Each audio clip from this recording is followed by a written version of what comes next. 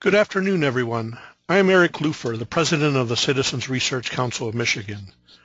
I'd like to welcome you to CRC's webinar to go over our report on Proposal 1, the sales tax increase related to efforts to increase funding for transportation. This webinar is being presented by the Citizens Research Council of Michigan. CRC is a statewide, nonpartisan public affairs research group. This is CRC's 99th year of operation, a longevity we attribute to our promotion of sound public policy for state and local governments through accurate, independent, and objective research. We are a non-for-profit entity, and we rely on charitable contributions of foundations, businesses, and corporations. We did this research on Proposal 1 out of our operating funds. Some of our research is sometimes funded. So with this presentation, as much as any, I'd like to encourage all of you to join our circle of supporters and help us to continue to provide high quality, independent information on important policy issues in Michigan, such as the constitutional amendment that's presented today. Please note that we are recording this webinar and we will post it on our webpage where it will be available for future viewing. We have everyone but the presenters on mute, so we will not be able to hear you if you speak. To ask a question, please type the question into the questions pane that should be appearing in the GoToWebinar software on your screen. You can type these questions in at any time. If you have any technical problems during the webinar, please let us know by calling 517-485-9444. After the webinar, you will receive an email soliciting your feedback, and we would very much appreciate any thoughts you have on how we could do this better. Today's webinar on Proposal 1 will be presented by Bob Schneider, our Director of State Affairs. Bob has been with us for about 2 years now and is doing a lot of great work looking at the state policy issues and some things on health services. Craig Theo will be joining Bob in the presentation. Craig is our Senior Research Associate with more than 10 years of research as part of the CRC. So now, without any further ado, let me turn this over to Bob, and we'll look forward to your thoughts when we get to the question and answer period at the end.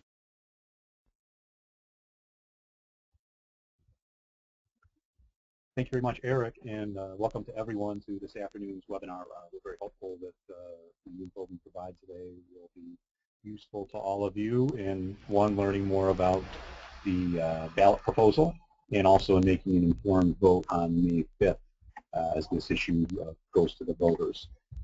We're going to be working through the details of the ballot proposal, but before we start that, we thought it might be useful to provide some background information on the core problem at issue here, and that's the financing of Michigan's transportation infrastructure. The state leans very heavily on two revenue sources for road construction and maintenance. The state's motor fuel taxes, the gasoline tax, which is currently set at 19 cents per gallon, the diesel fuel tax, which is currently set at 15 cents per gallon, make up about half of that dedicated transportation funding. The other half comes from vehicle registration fees that we pay on an annual basis to the Department of State. This chart looks at the revenue history from both those sources back to fiscal year 1997, which is the year the last gasoline tax increase was enacted. You'll see that the trend here is that those revenues are flat. In fact, if you look at the fiscal year 2014 revenues, we have revenues that are still lower than 12 years ago in fiscal year 2002, and they are actually 7% down from the peak that was reached in fiscal year 2004. The primary reason for that is our motor fuel tax revenues. We have a flat, fixed per gallon rate for motor fuel taxation, and we are buying fewer gallons of fuel for a couple of reasons. We're driving a little less than we used to. Federal data suggests vehicle miles traveled are down recently. And two, we have more fuel-efficient vehicles. We're getting more miles per gallon, more bang for the buck from our vehicles on the gas that we do purchase. So in general, these revenues have somewhat shrunk and been fairly stagnant over time. With that, we have a stagnant revenue base, but of course the cost of maintaining the road system continues to go up like most other things. So we've had a slow deterioration of road conditions in Michigan, and this slide highlights one example of that. This slide looks at major non-highway roads, so not the M routes or the interstates, but the major local roads, most of which would be under the jurisdiction of county road commissions. If you look at this trend, the red segment shows the percent of lane miles in poor condition, and that rose from 15% in 2005 up to 43% by 2013, while the percent in good condition declined from 22% back in 2005 to 16% today. So many more lane miles of roads in poor condition as we struggle to meet those infrastructure needs with our stagnant revenue stream. If we look at state trunk line roads, the story would be similar, although it would be less of an increase. The percentage of our trunk line, highway, and interstate roads in poor condition rose from 8% in 2005 to 15% in 2013. So it's been recognized that we've had an issue with our road infrastructure funding. The Governor Snyder, back in his fiscal year 2012 budget recommendation, proposed an increase in transportation spending, increasing the gasoline tax significantly to try to raise an extra $1.2 billion. That did not gain traction with the legislature. So that proposal was rejected in fiscal year 2012. The past couple of years, the legislature and governor have agreed to use state general fund dollars to meet the state's transportation needs and sort of top off our dedicated road funding. This issue came to a head again last year, where differing legislative proposals emerged during the spring and summer, and in final debates at the close of the 2014 session, an agreement was reached between the governor and the legislature to go forward with a proposal that has basically been encapsulated here in Proposal 15.1. That proposed solution involved both an increase in motor fuel taxes to address road conditions. That was enacted in legislation by the legislature, but it also called for an exemption of motor fuels from the existing sales tax. Typically, we pay a 6% sales tax at the pump. That would be eliminated under Proposal 15.1. That helps offset a little bit of the impact at the pump, and it also ensures all taxes at the pump would go to transportation, which is a key criticism of many past efforts to raise motor fuel taxes. But at the same time, doing that, exempting the gasoline tax, exempting gasoline and motor fuel from the sales tax created its own issue. Exempting those motor fuels took revenue from schools and local governments who get earmarks from the sales tax. So then, in order to ensure that those entities didn't lose, there was a proposal to raise the sales and the use tax from their current 6 to 7% to try to make sure that those entities aren't losers in the proposal, but actually gain revenue in the proposal. But to do that, you need voter approval in the Constitution, as we'll discuss shortly. And then also, the increase in the sales tax worries among some that the sales tax being regressive, that tax burden would fall disproportionately on low-income households. Most economists agree low-income households sort of bear a greater burden of any sales tax, and that they pay a greater percentage of their income towards taxable goods and services under the taxable goods under the sales tax. So, to deal with that issue, there was a proposal as well to expand tax credits for low-income households in order to help offset some of those concerns about the regressivity of the sales tax. So with that, we're going to walk through both the details of the proposal, and I'm going to turn it over to Craig Thiel, who's going to talk about the issues included in the constitutional amendment. That's the key element of Proposal 15.1. Craig, over to you.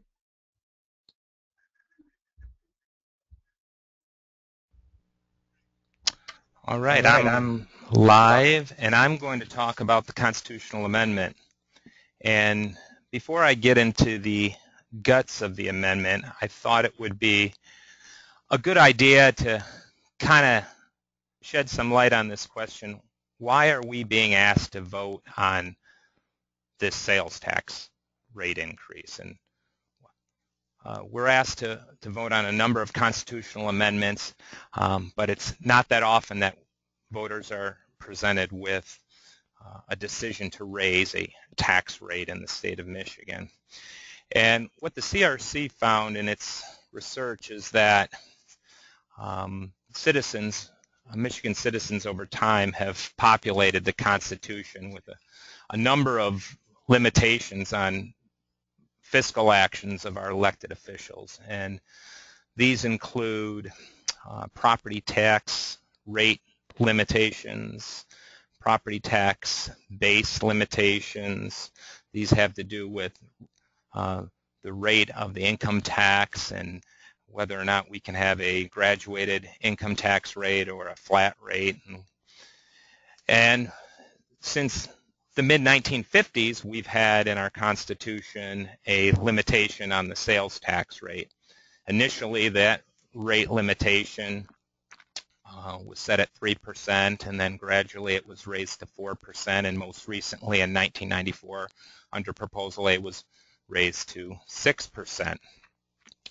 So given that limitation, that sales tax rate limitation, and the objectives of the road funding proposal, specifically the objective that all taxes paid at the pump would be going to transportation purposes, and that there would be no financial harm done to other entities that rely on state resources.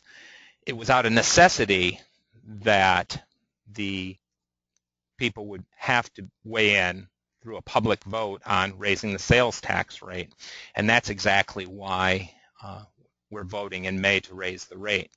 The rate increase has nothing to do directly with the funding of roads. It has everything to do with the funding of public education and local government.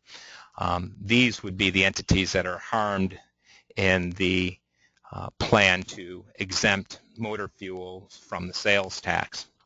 It's CRC's opinion that this proposal adds to further limit the options available to elected officials when it comes to managing the finances of the state by further keeping in place the sales tax rate limitation, as well as further earmarking the revenues from the sales tax, specifically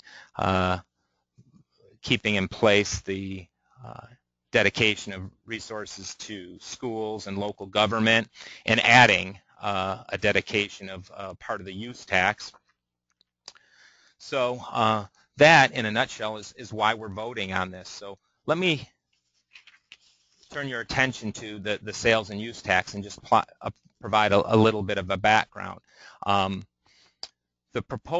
Currently, the sales tax is levied at 6%, and it's estimated to generate about $7.6 billion. Although you and I, as consumers, pay a 6% rate, the 6% rate is divided between two components, and each component, the revenue from which are divided differently. There's a 4% base rate, which is set up in the Constitution, and that's actually what the cap is. The constitutional language says that the legislature is free to levy up to a 4% tax, sales tax. And the Constitution further requires that 60% of the revenue from that levy goes to the school aid fund, and then 15% goes to local governments, cities, villages, and townships on a per capita distribution. So about 75% of the 4% rate is constitutionally dedicated. The remaining 25 percentage points of the revenue there goes to the state general fund and is available for annual budget decisions. In 1994, the legislature, in rewriting the school finance system in the state, decided to allow for an increase in the sales tax, a 2% additional rate. That occurred as a vote of the people, so it effectively increased our sales tax cap from 4% to 6%. And as part of that financing plan for schools, the full amount of revenue from the 2% rate goes to the school aid fund. And again, that's set in the state constitution. We also have a companion tax, a use tax, which that tax is collected from people who are doing retail shopping online or through catalogs or on certain rental items and leases. It also mirrors the sales tax rate currently, and it's set at 6%, and it raises about $1.4 billion in revenue. The revenue from that levy, however, is allocated much differently. Currently, it's divided between a 4% base rate, and all of that money currently goes to the state general fund to fund state programs. And I'm sorry, let me step back. Of the 4% base, it's divided between the state general fund and local governments reimbursing them for lost personal property tax, and that was part of last year's proposal to replace the funding that local governments were losing with the state's elimination of the personal property tax. So the state share of the 4% rate goes to the general fund, and the local share of the use tax goes to reimburse local units of government. Proposal A also added a separate 2% rate to the use tax, similar to the sales tax, and all of that money is dedicated to the school aid fund, and that's set up in the state constitution.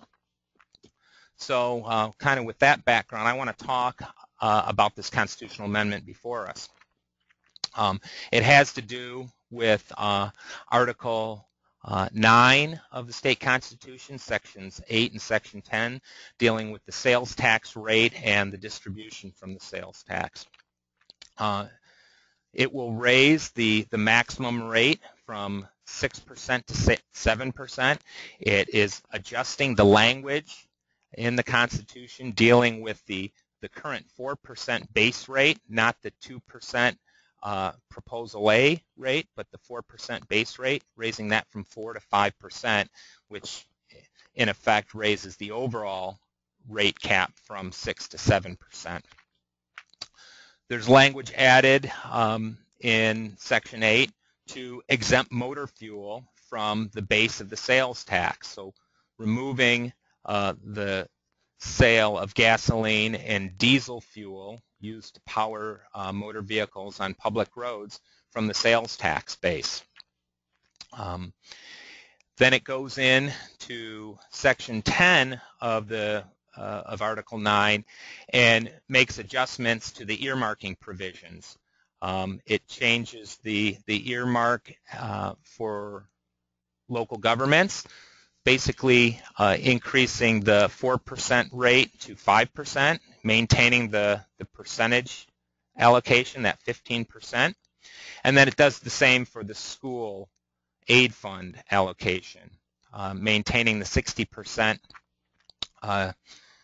dedication and raising the rate from 4% to 5%. And then finally in Section 10 it adds a new earmark.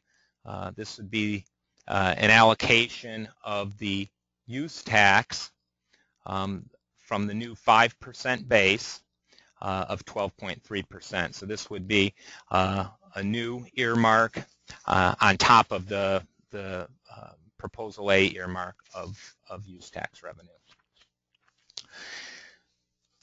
The constitutional amendment also goes into Article 9, Section 11 to deal with the allowable uses of the state school aid fund. The state school aid fund is one of the major funds available to state government to finance programs.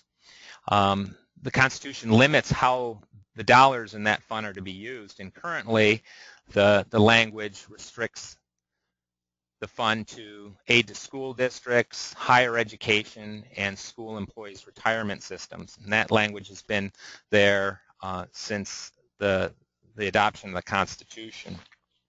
What the proposal would do would be to eliminate the word higher education, the term higher education, which for definitional purposes would mean our four-year public universities. And then it replaces higher education with the term public community colleges, and as well as adding new uses for career technical education programs, both the operations of those programs as well as scholarships. So while the language narrows the definition, the current definition of higher education by striking four-year public universities, it's maintaining the use of the fund for community colleges, but also then adding these new programs, career technical ed and scholarships. So let's look at the fiscal impact of the constitutional change. Again, keeping in mind that none of the sales tax revenue goes for road improvement, which is really the crux of Proposal 15. Looking at the changes to the sales and use taxes, the exemption of the fuel from the base of the sales tax will reduce money to the state by about $700 million, but increasing the rates of both the taxes will raise additional revenue for the state by $1.5 billion. And so on net, the state is looking to gain about $800 million from the sales and use tax changes. Because of the earmarking provisions in the state constitution, as well as the current statutory earmarks where the dollars flow, the school aid fund will look to receive about $390 million additional on an annual basis. Local governments about $115 million, and then the state's general fund, primarily through the use tax, will see an increase of about $300 million. And I want to just take a few minutes here to look at the impacts on the state school aid fund specifically. The allocations to local governments are governed by the Constitution, specifically talking about a per capita allocation to cities, villages, and townships, and that doesn't change. But the dollars that are flowing to the school aid fund really just flow into a state fund that are available to state lawmakers to decide how they're to be used. So as I mentioned, if we look at the impact on the school aid fund, the tax changes will result in additional revenue flowing into the fund.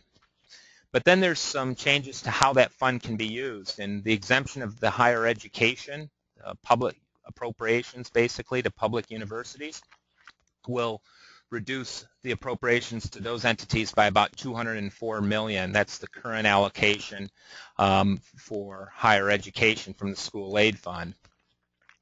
It'll also, however, continue to allow school aid fund dollars to go to the community colleges. That is a potential exposure of about $400 million to the school aid fund.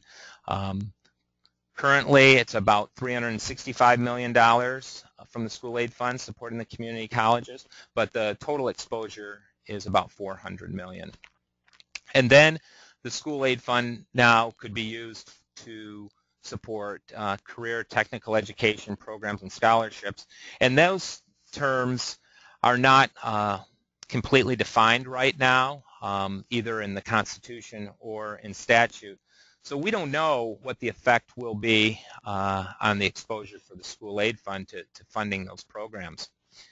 And in terms of the net effect of the changes, the constitutional changes, when we look at the tax changes and the use of the school aid fund, we estimate that there'll be, depending on budget decisions, anywhere between $390 million additional dollars to $590 million additional dollars to the school aid fund.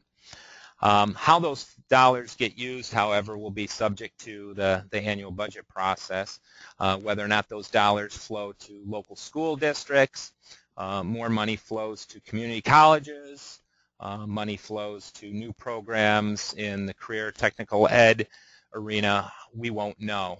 But that's our estimate of what the effects on the school aid fund from these constitutional changes. So if Proposal 15.1 doesn't have anything to do, at least the constitutional amendments, with road funding, how is it we're going to generate additional resources through this constitutional amendment?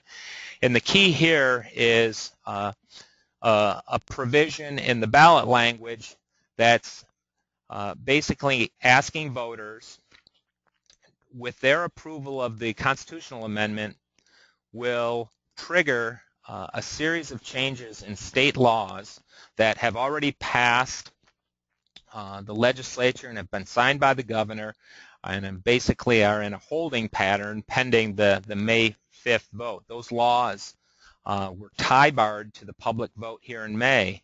A yes vote on Proposal 15.1, approval by the voters, will trigger the effectiveness of those laws. If the voters reject Proposal 15.1, those laws will not take effect.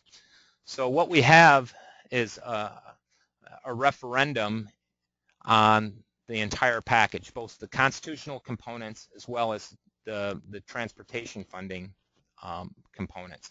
We're asking to directly vote on the constitutional amendment and indirectly vote on the transportation components, the funding increases for roads. And I'm going to now transition over to Bob to get into how we're going to be addressing the funding issues with transportation. Thank you, Craig. And so the next section of our webinar is going to focus on that tie-barred legislation that Craig just referenced, legislation that effectively is tied to the vote of the people on May 5th. And as Craig said, that this legislation would basically go away if the voters reject Proposal 15.1. The biggest piece, probably the most significant piece of this legislation is the motor fuel tax increases that were enacted late last year.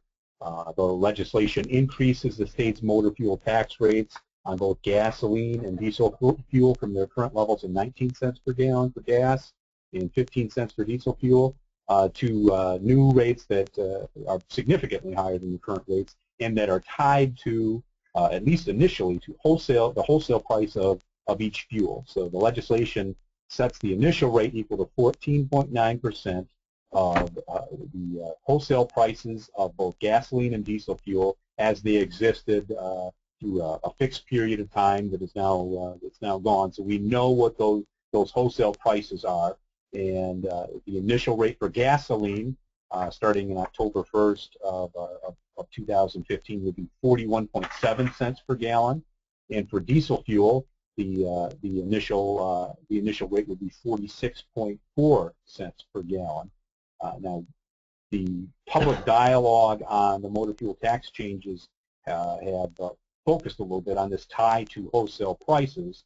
A common question is, well, what happens if wholesale prices change significantly? If we see, as we have in the past, wholesale prices double, or perhaps they go the other way and get cut in half, won't those rates jump around significantly? The legislation puts some measures, a mechanism in place to ensure that doesn't happen. It creates both a floor and a ceiling for future rates, and that floor is allowed to adjust based on changes in consumer price inflation as measured through the Consumer Price Index, the Detroit Area Consumer Price Index. So what we'll create basically is, at the same time that the rates change, we'll set a new floor on October 1st, 2015 of 41.7 cents per gallon for both tax rates, both gasoline and diesel. The ceiling would always be whatever the floor is plus 5 cents per gallon. So the initial ceiling would be 46.7 cents per gallon. The actual rate could never go above the ceiling or below the floor. And we did some projections outward to us for gasoline and diesel fuel. We would project the tax rate to be about 45 cents per gallon by 2019 and probably in the vicinity of 50 cents per gallon by 2024 as inflation slowly grows and pushes up both the floor and the ceiling. So how will this look? And we spent a lot of time thinking about this in putting out a report and thought maybe the best way to model or explain how this might work would be to actually go backwards and look at 1997, the year that the last gas tax increase was actually implemented. At that point, the legislature boosted the gas tax to its current rate of 19 cents per gallon. And so we performed sort of a what if. What if instead of simply going with that fixed 19 cent per gallon rate, the legislature had passed a similar mechanism to tie the rate to the wholesale price of gas and create this floor and ceiling that adjusts with the inflation rate. And this chart basically looks at what that tax rate would have looked like over time had that happen. Gas prices were significantly lower than the wholesale price of regular gasoline was in the vicinity of 55 to 60 cents per gallon. That meant that to get the 19 cents per gallon, as they decided to do at that time, you would have needed to set a percentage of the wholesale price close to about 33% of existing wholesale prices at that time. So what would it look like going forward? We model here the floor and the ceiling and look at how the rate would have actually adjusted. So jump ahead 10 years to 2007, and we saw gas prices jump dramatically over that time period from the 55, 60 cents per gallon level up to about 250 per gallon. If you just went flat with a percentage of the wholesale price and set the rate at that level, that would have meant the gas tax rate in 2007 would have been about 83.8 cents per gallon. But we have the floor and ceiling mechanism that limits those increases. So with that mechanism in place and with the inflation that actually occurred during that time, the actual rate would have been limited to the ceiling, which would have been about 30.1 cents per gallon. And we project out by about 2014, in the current year, had we adopted this mechanism, the gasoline tax rate would have been about 32.9 cents per gallon, again, at the ceiling of the floor ceiling limitation. So the takeaway from this is really, while we're tying rates to wholesale prices, this really looks a lot more like an increase in the cents per gallon rate and then indexing that cent per gallon rate to inflation. A big question for most citizens that we've gotten is how is this going to impact the price of gasoline at the pump? And we modeled that here in this chart to try to give you an idea of how pump prices will be impacted by the new taxes. Currently, prices in Michigan are around $2.40, $2.45 a gallon. And so we're going to look to the left side of this chart to model that. At these pump prices, that means the pre-tax price to the retailer, the wholesale price the retailer has to pay for gas plus the retailer's markup to cover his or her own costs, is about $1.90 a gallon.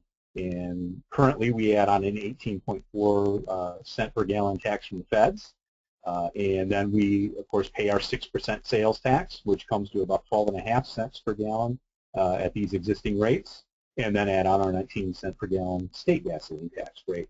And that gets us to the price you'll see posted out on their boards at about almost $2.40 per gallon. Under Proposal 15, we have a couple changes. One, the sales tax goes away, so we save the 12.5 cents per gallon at the pump that we currently pay towards the sales tax, but we get the big jump in the gasoline tax rate from 19 cents to 41.7 cents. So if you add the totals up and compare, we're looking at current pump prices. This new tax change should lead to about a 10 cent, maybe a little more than a 10 cent per gallon increase in the prices that we actually pay at the pump. That will change as prices go up. Late in 2012, prices in the $3.75, $3.80, $3.85 per gallon were common. And the far right side of the chart gives an illustration of those. Under that scenario, we're going to be paying more in sales tax. 6% of the pre-tax price plus the federal gasoline tax is what the sales tax is based on. That's 20 cents we'd be paying at higher prices in sales tax. And so the savings from the sales tax exemption go up, even though the gasoline tax change is exactly the same. So at higher prices that existed maybe late in 2012, we'd only be looking at about a 2 or 3 cent perhaps increase in the price at the pump, much smaller than at current prices. Another important component of the changes are changes to vehicle registration fees, the other key piece of our motor fuel, our transportation revenues. And there are a few changes made in this regard. First, under current law, there is a depreciation discount for passenger vehicles and SUVs, small trucks. When we buy a vehicle, you can go and look up in the vehicle code exactly what based on the list price of that vehicle, what the vehicle's registration fee will be.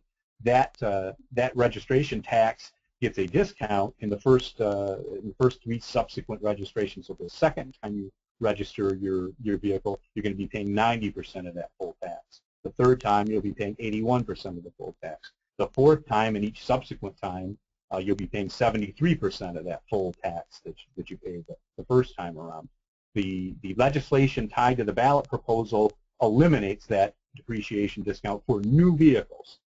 Grandfathers in, as we'll see in the next slide, the existing depreciation for existing vehicles, but for new vehicles, you won't get that depreciation discount in the future. It also implements changes for registration taxes for larger commercial trucks. For example, a common big truck on the road registered at 80,000 pounds pays $1,660 now. Over the next 3 years, the cumulative tax for that truck will go up 36% to $2,260 by 2018. And then finally, another significant change is a new annual surcharge for electric vehicles. Vehicles that are solely or predominantly powered by electricity would pay an extra $75 on top of their registration tax, and $200 if they're over 8,000 pounds. A partially powered vehicle would pay $25 in the surcharge above and beyond the existing registration tax, and then $100 if that vehicle happened to weigh over 8,000 pounds. What does the registration changes look like for a common passenger vehicle or common SUV that we might drive? We tried to highlight this with a couple of examples. In both of these, look at a vehicle that we assume has a MSRP or a manufacturer's list price of $30,500. First time you pay registration tax on that vehicle, it would be $153. And how you will pay registration in the future is tied to the model year of your vehicle. So let's look at someone that owns a 2012 model year vehicle. That person, we're going to assume here, is paid the first year tax and is now in 2015 paying the fully discounted tax rate of $112 under current law. Under the proposal, that person's registration tax will not change at all. They will maintain their basically grandfather in their existing discount. Just like under current law, that vehicle would continue to pay $112 per year through time, just as they would now. Where it does change is slightly newer vehicles. So a 2014 model year vehicle, under current law, they would, in 2015, be paying their second full registration. We're going to assume that at least. They'd be paying $138. They'd get a 90% discount on that full tax of $153. Under the proposal, they'll get that in 2015, but no further discounts in 2016 and beyond. So instead of that vehicle paying $124 in 2016 and $112 in 2017, that $138 registration tax would be frozen through time. They'd continue to pay that as long as that vehicle existed. And then, of course, if you're buying a brand new vehicle, model year 2016, 2017, into the future, you're going to pay the full tax, and you will get no discount at all in any future years. So, sort of a summary of the financial impacts then of the TIBARD legislation that we just talked about. For 2016, we're projecting just over a $1.2 billion increase from the increased motor fuel tax rates and about $30 million from the increased registration fees. That starts out small and rises over the next several years as more and more vehicles basically fall under aren't grandfathered and fall under the new tax provisions. So a net increase initially of about $1.3 billion to transportation taxes. The legislature took another action as well. They wanted to phase in the amount of that revenue that goes to roads. So in the first 2 years, 2016 and 2017, some of that new transportation revenue will go to satisfy existing debt service on state trunk line roads. And only the remainder will go for distribution to road agencies, local road agencies in the state. This next chart basically summarizes that over the next few years. Then, so you see the $1.3 billion in new transportation revenues go up over the next couple of years, but you'll see at the very bottom of the distribution that state trunk line debt. And basically, we're projecting right now about $860 million of the new revenue will go towards debt in 2016, about $460 million in 2017. That'll leave about $385 million in actual money going through the road formula to road agencies in fiscal year 2016, and then that'll phase up to the full allocation at $1.2 billion in fiscal year 2018. You'll see also, just as a reminder, most of this transportation tax revenue will go to for road construction, road repair, road maintenance purposes, but there is an allocation that goes to public transit, and that's included here as well. 10% of the new revenue comes off through a formula to the Comprehensive Transportation Fund to fund public transit programs, and that allocation is highlighted as well in that chart. As we talked about in the opening, there was some concern about the impact of the sales tax increase on low and moderate income households. So additional legislation was passed to boost some tax credits aimed at those households, and in particular, the state earned income tax credit will be boosted under the TIBAR legislation. And like the transportation legislation we just talked about, this also is dependent then on the Proposal 15-1 vote. So if the public approves the proposal, this legislation remains in place. If not, it also is repealed and goes away. The state earned income tax credit is basically a credit against the state income tax for low-income households. I have a couple of examples from 2014 of the thresholds that income thresholds for a married couple with 3 children, single taxpayer with no children, to give you an illustration of who qualifies. The credit itself is tied to the same federal credit on federal taxes, and what this legislation does is boost that tie from the state credit equaling 6% of the federal credit to the state credit equaling 20% of the federal credit. And as we'll see in the next slide, that has a significant impact for some households. On the side, we should mention as well, there was a small change in the homestead property tax credit provisions that will increase credits for certain very low-income senior and disabled households. But the revenue impact, there's much greater impact tied to the state earned income tax credit changes. Here's some examples then in this slide of how different households might be affected under the increased credit. A married couple with 3 children, their earned income is $45,000. Currently, they would get, and these are all tax year 2014 numbers, so the last published guidelines from the federal IRS. They would be getting $94 under the current credit in 2014. Under Proposal 15-1, that would jump to $312. And look at a couple other examples. The single individual, $10,000 in income, they get a $21 credit currently. Under Proposal 15-1, it would jump up to $70. More significantly, perhaps a single parent, two children, $20,000 in earned income, currently a $300 state earned income tax credit. that would be boosted to $1,000 under the proposal. And these are refundable credits, so once if the credit wipes out all your tax liability and there's still some left over, that means you get a refund check from the state to make up the difference. So this would be real money to some of these families. Before we wrap up, the TIBARD legislation also included some new provisions impacting the road construction process, and we'll highlight those here. There were provisions in the legislation that require both the Michigan Department of Transportation, MDOT, and certain larger local road agencies, that includes the county road commissions in Wayne, Oakland, Macomb, Kent, and Genesee counties, as well as the Detroit Department of Transportation.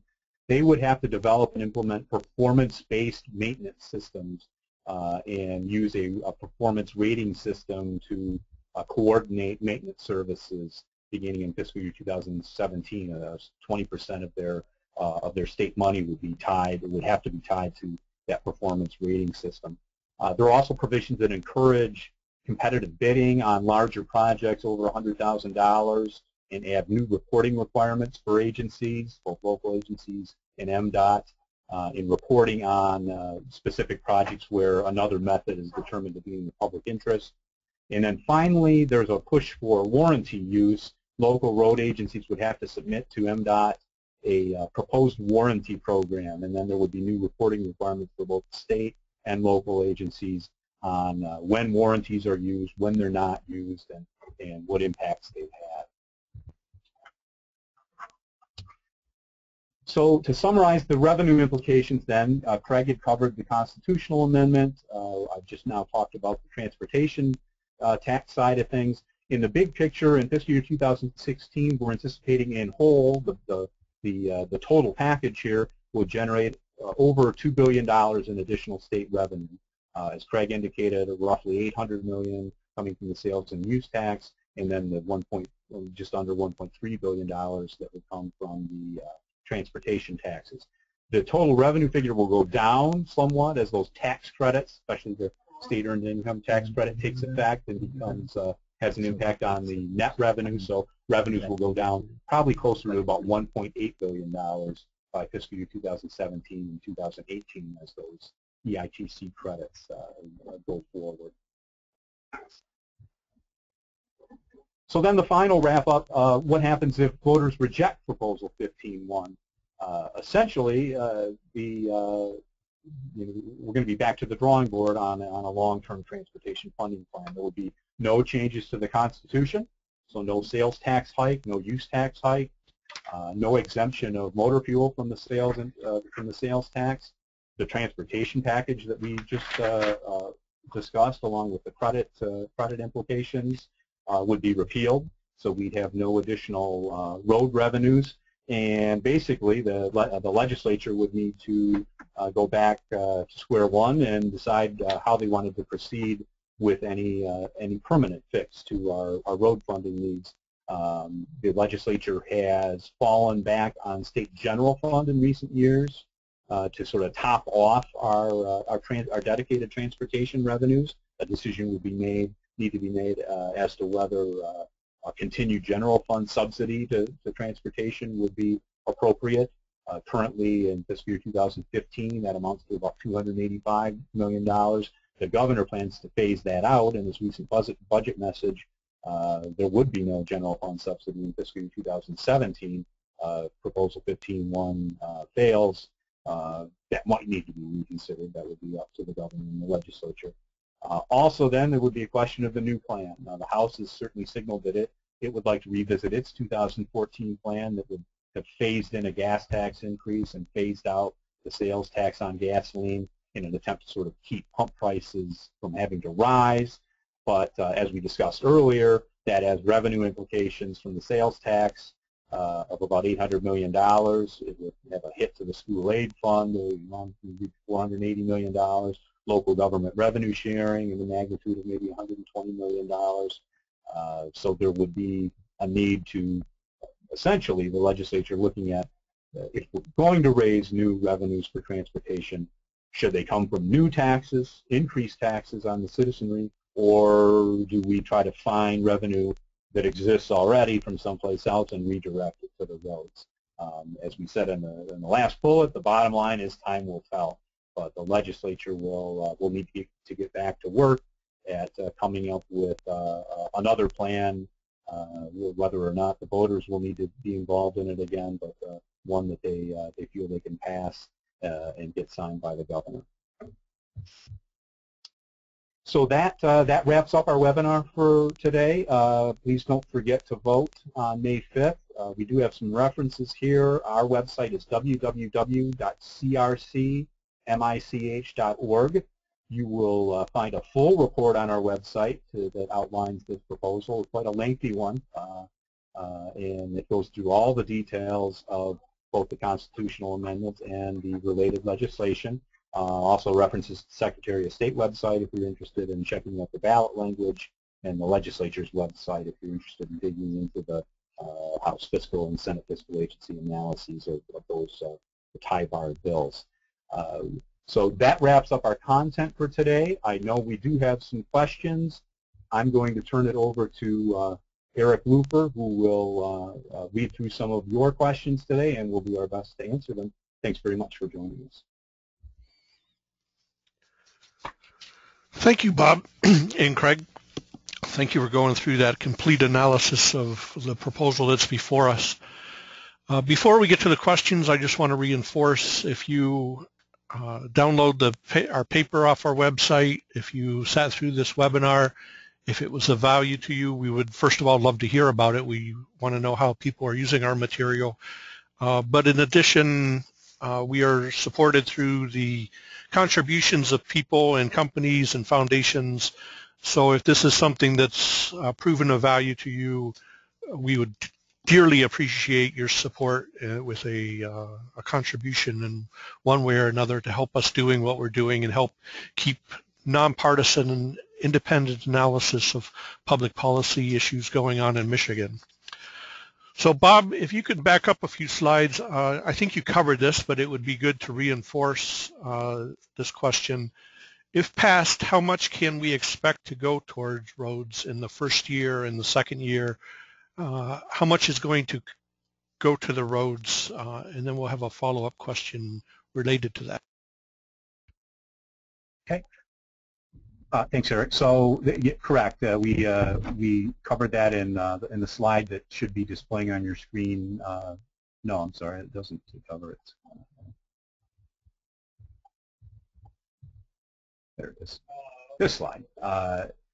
Because of the legislature's decision to allocate some of that money to state trunk line debt payments, the road funding, the added revenue for road funding will be a little short, we estimate, of $400 million in the first full year, 2016, and then we'll phase up to be more complete, and we'll get closer to $1.25 billion in fiscal year 2018. I think just quickly, the legislature's, I believe it's fair to say the legislature's rationale there was some concerns that if we just throw $1.3 billion immediately at the transportation system, there will be some issue with being able to digest it and spend it efficiently.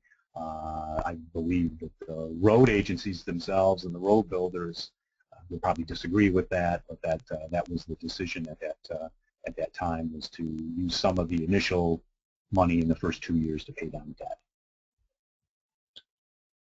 Right. So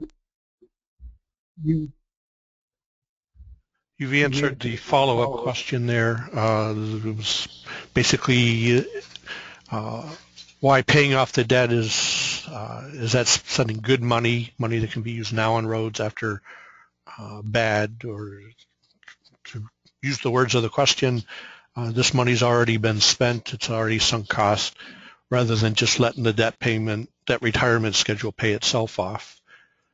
So clearly a political question, kind of, I would say, consistent with Governor Snyder's priorities to try to eliminate the debt of the state, whether we're talking about legacy costs for teachers or other things. It's been a consistent policy throughout to try to deal away with that. So, Craig, this question is for you. The $300 million for the state is new and again, using the words of the question, could be problematic given the spending history of the state above the rate of inflation for decades. Do we have any indication how that money will be used?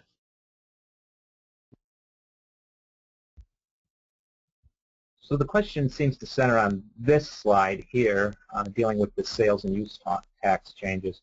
But, and again, looking at the dynamic effects of raising the sales and use tax rates, what we'll see, and the exemption of the motor fuel, we'll see a decrease in the sales tax from motor fuel, an increase in sales and use tax from raising the rates.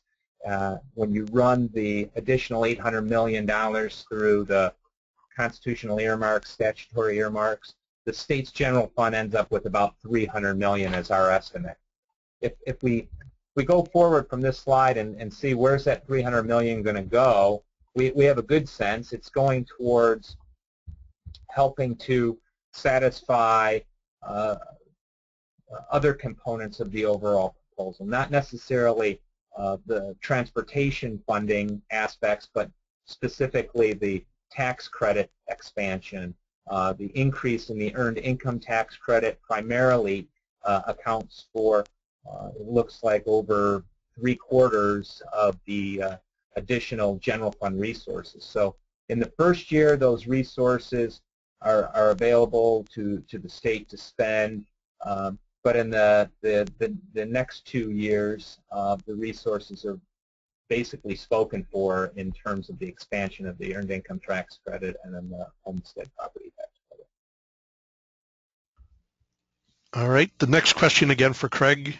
Four-year universities are being taken out of the school aid fund if this proposal was adopted. How much is this going to impact the public universities?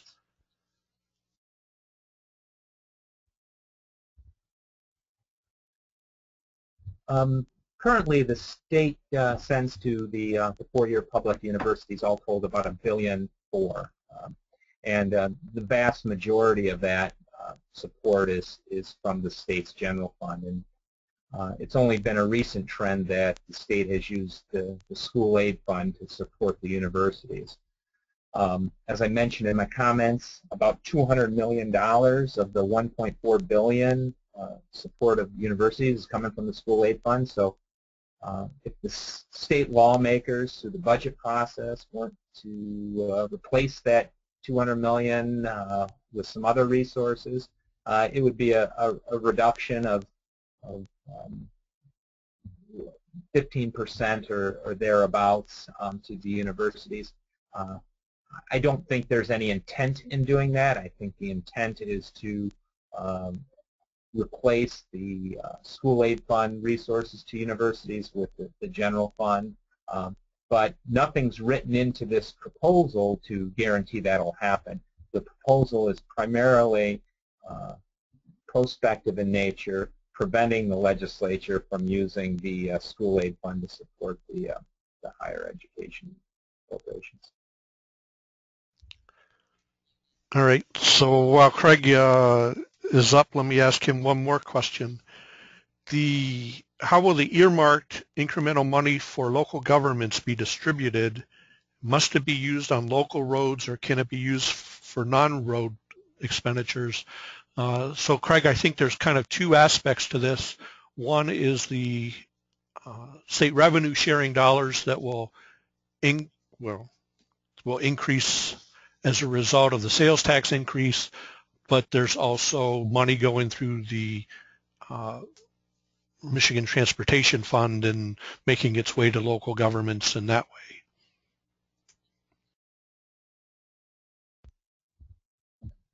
Right, so looking back at this slide here, when you look at the changes in sales and use tax, local governments will gain about in the aggregate, will gain about $115 million by our estimate. That money is to go out to cities, villages, and townships on a per capita basis. So the local governments as a group gain and individual local governments gain. And those resources that get shared, those state resources to local governments, don't come with any strings attached. It's up to local elected officials how they want to allocate those resources to meet the demands of their citizens, whether it's roads, police, fire, sewer, any other number of programs they can use these dollars for.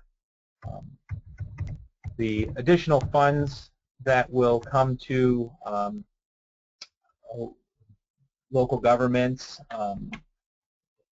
through the transportation tax changes will flow through the state's Public Act 51 funding formula, where in approximate terms the state gets about 40% of the resources for the road program that it manages, and then local governments share in the additional 60%. Of that 60%, about 40 percentage points go to county road agencies, and then about 20 percentage points of the funding goes to municipal roads, and that would be cities and villages. Townships aren't participants in that program. Their roads are taken care of through the county allocation. So bottom line takeaway, the revenue sharing dollars are unrestricted as to their use. They could go to roads. They don't have to. The transportation taxes resources that are going through the state fund formula have to go for road programs at the different road agencies, whether it's the state, county, or municipal. Thank you, Craig. We have a few questions again for Bob. First one, this was something that was an issue shortly after adoption of this plan. Will the annual registration tax remain a federal deductible? Will it remain a deductible ad valorem personal property tax for federal income tax purposes, or will it become a non-deductible excise tax, as the analysis at that time said?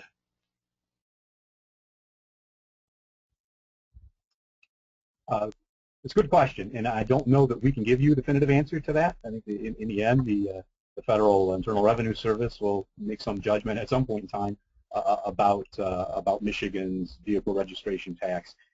I go back to the chart that talks about the depreciation discount. Effectively, the reason we can deduct, and it's if you itemize. So if you're an itemizer on your federal taxes, you can deduct those vehicle registration taxes because they're effectively considered a personal property tax. And one of the reasons they're considered a personal property tax is that they're based on the value of the vehicle, and that depreciation discount adjusts, not perfectly certainly by any means, but it does adjust for the value of the vehicle over time going down due to the fact that the vehicle depreciates. There are other entities that have raised that concern that once you get away from the depreciation discount, now you just have something based on the sale price of the vehicle. It's not so much on the value now of the vehicle. Maybe it's not a personal property tax anymore, and maybe you can no longer deduct those registration taxes from your federal form. Again, only if you itemize. So if you're not an itemizer, this wouldn't impact you. So in short, I think it's an open question. I don't think it's one we can say anything definitively about, other than that it's a legitimate question, and we'll see where it goes if Proposal 15 passes. Thank you, Bob. I have another one. Will the new transportation tax structure fund other transportation modes such as airports, seaports, locks, rail, things of that nature? These transportation revenues will go through the Act 51 formula, and that will send those revenues to.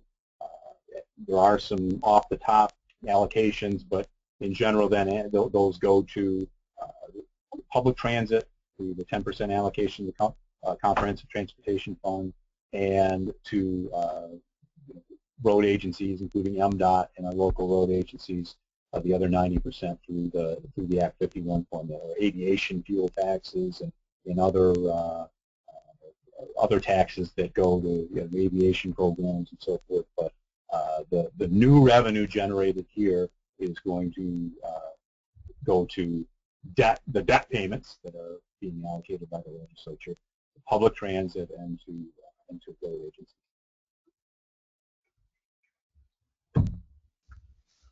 Thank you, Bob. Craig, this was a subject that you kind of tangentially hit on in the paper. It has to do with the tie-barred nature of the legislation and it being tie-barred to a constitutional amendment. The question asks, could the tie-barred legislation change? And I think there's a couple different aspects. Could it be changed tomorrow before we actually vote on it? Could it be changed after the vote but before being enacted? And 1, 5, 10 years down the road, could that legislation be changed?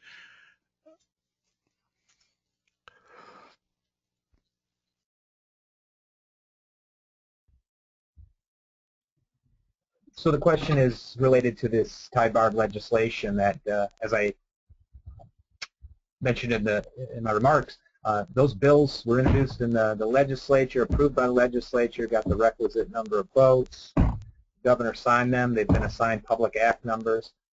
They are just hanging in limbo until until this public vote in May, which would trigger when they take effect. Interestingly, we should point out that most of the tax changes are slated to take effect on October 1st. So, while they will take effect when the public vote hits, they really don't take effect until October 1, because the majority of them are tax bills trying to align them with the state's fiscal year. There's nothing that would prevent the legislature from amending those bills at a later date. If the vote were to pass to amend them, they wouldn't require a supermajority vote to amend those laws. So the transportation taxes could change the mechanisms for how they're calculated. That would be solely within the province of the legislature to do that, and it wouldn't require a vote of the people to do that. Whether or not they could change them tomorrow, it's a good question. My guess is if they were to amend those laws now and keep the enacting section that says they don't take effect until the May 5th vote, they certainly could do that. They could also get rid of those enacting sections altogether, the tie-bar legislation tying them to the May 5th vote. So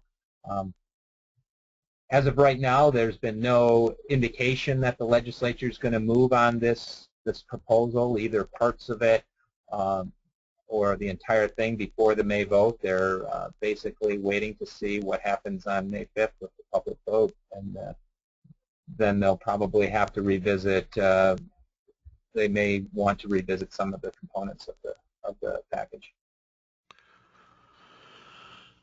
I have a question again for Craig. Could you talk a little bit more about the implications you mentioned at the beginning of the presentation, how this proposal will impact future policymakers in terms of their ability to deal with future potential financial problems?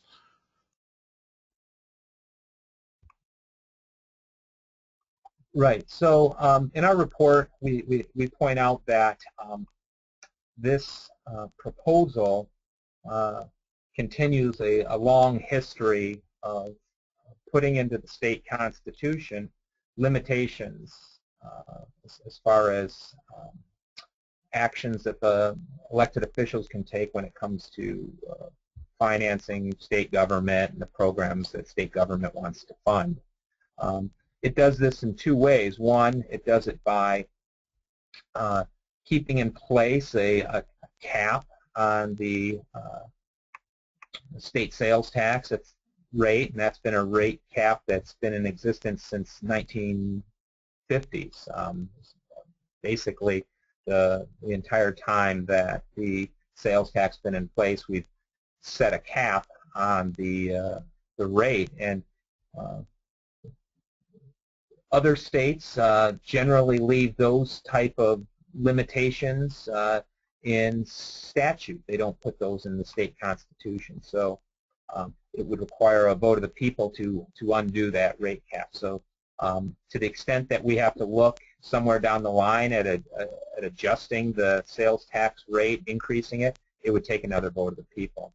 And then the second way that this is limiting the lawmakers' options is we've not only put in place rate caps and restrictions on the type of taxes, but we've also told them how the money has to be spent through earmarking provisions. And to the extent that we continue the earmark provisions for local governments and school aid fund, that continues that tradition, but then it also adds to the earmarking with the additional use tax revenue that's being earmarked to the school aid fund. So we can't say when or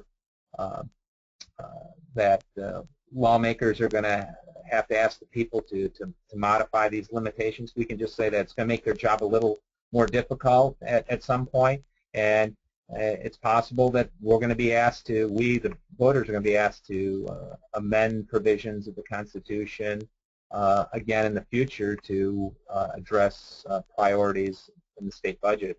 This time it has to be transportation. Next time it may be something entirely different. Craig, one more quick question. Will any of the new sales tax be applicable to services, food, or online purchases? Other than the base changes having to do with the fuel tax and exempting the, not fuel tax, fuel purchases, exempting those from the base, there aren't any other changes here involved. As you know, we have an exemption in the Constitution for food and drugs, prescription drugs. That's not being changed. So it has to do with a rate increase, and the only base adjustment has to do with motor fuel purchases. Thank you, Craig. Bob, we have a few more questions for you now. First one, so no matter what happens with the base price of gas, the new gasoline tax rate would never get below 41.7 cents a gallon.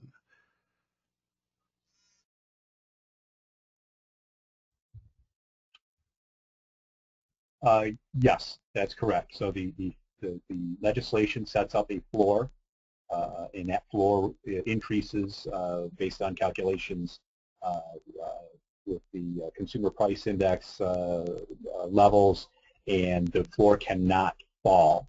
So both I want to be clear, the rate can fall from one year to the next, but it will never fall below that initial floor of 41.7 cents per gallon, either the diesel or the gasoline tax, because that's the starting point from the floor. The floor can't go down, it can only go up. And then once the floor starts going up, once again, it won't be able to go back down. So each year, if the floor does make an upward adjustment, that will be the new low point that these tax rates can ever be at, essentially.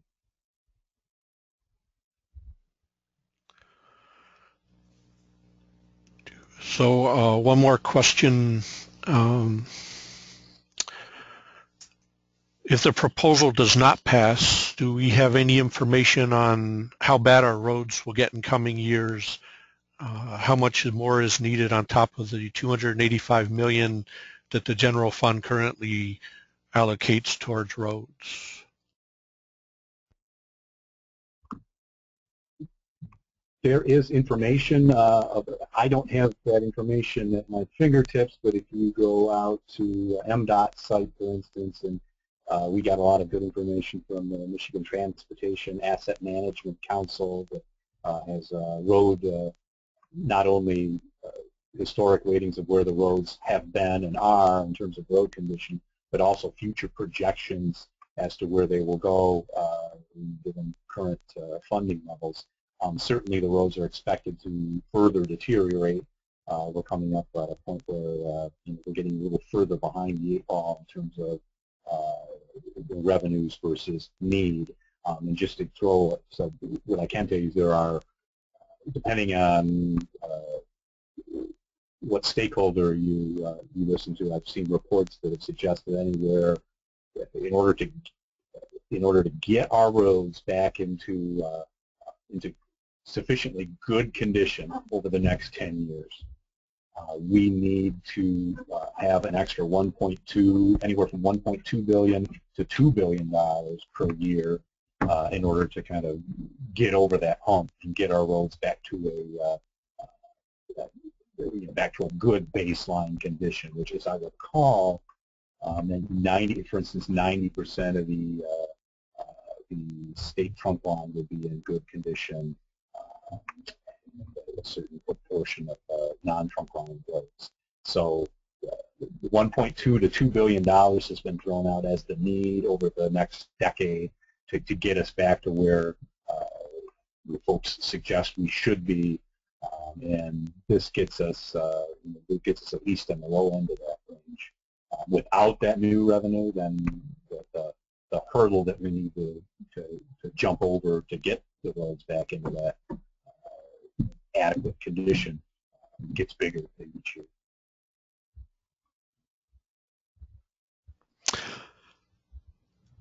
Okay, so thank you once again, Bob and Craig, for going through this and answering the questions that came in. I think that wraps up our question and answer period. I remind everyone that you can get this full analysis of the report on our website at crcmich.org, crcmich. This has been recorded and will be available on our website by the end of business hours today. It'll be linked in the same places, and you can find the slides themselves under the presentations link on the website that's currently there. We want to remind you that we do this with contributions from individuals and companies, so if you appreciate the report, if you appreciate this webinar, to keep us doing the work that we're doing and keep nonpartisan objective analysis of public policy going in Michigan, we rely on the support of people like you. So thank you all for coming, and don't forget to vote.